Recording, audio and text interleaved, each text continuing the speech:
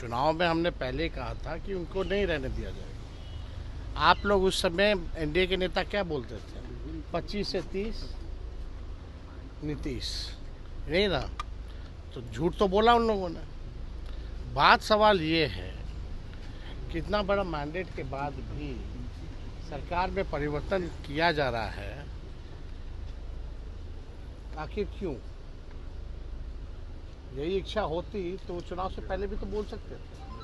तो अचानक से सीएम का ओथ लेने के बाद तो उनकी इच्छा नहीं जगी होगी।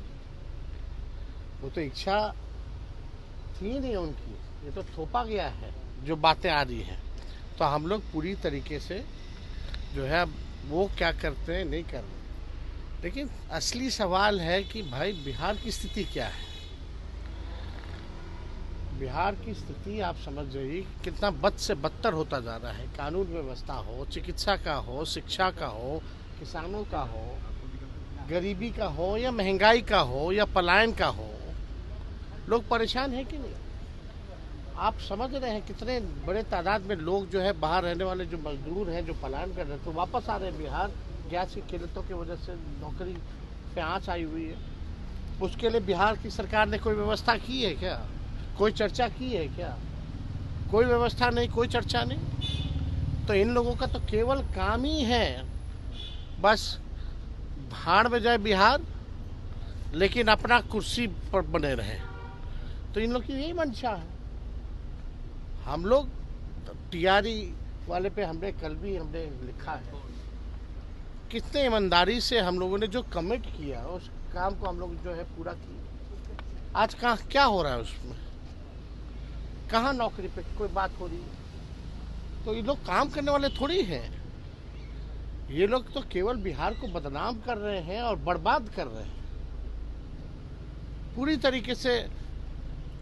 अब बताइए सरकार आएगा तो जो आएगा भी कौन मुख्यमंत्री बनेगा नहीं बनेगा?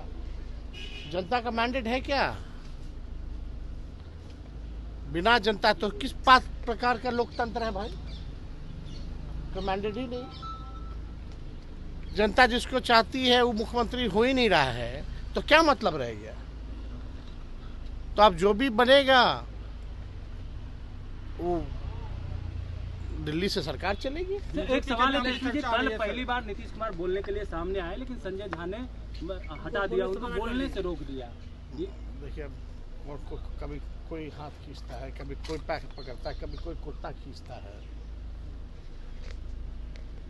कितना दबाव होगा, कितना दबाव होगा? आप वीडियो फुटेज देख लीजिए ना। मुख्यमंत्री भाषण देते हैं, लाइन कट जाता है। कटा ना यात्रा में? मुख्यमंत्री सदन में बोल रहे होते हैं, स्थगित कर दिया जाता है सदन। याद कीजिए उस पलों को। कभी पीछे से कोई कंधा पकड़ता है, कभी कोई पकड़ता है, हाथ नीचे कर देता है कोई मुख्यमंत्री का। कितना अपमानित किया गया उनको। आप सैलरी को लेकर बोले आज ट्रांजैक्शन आया है, बोले बैंक में पता करा।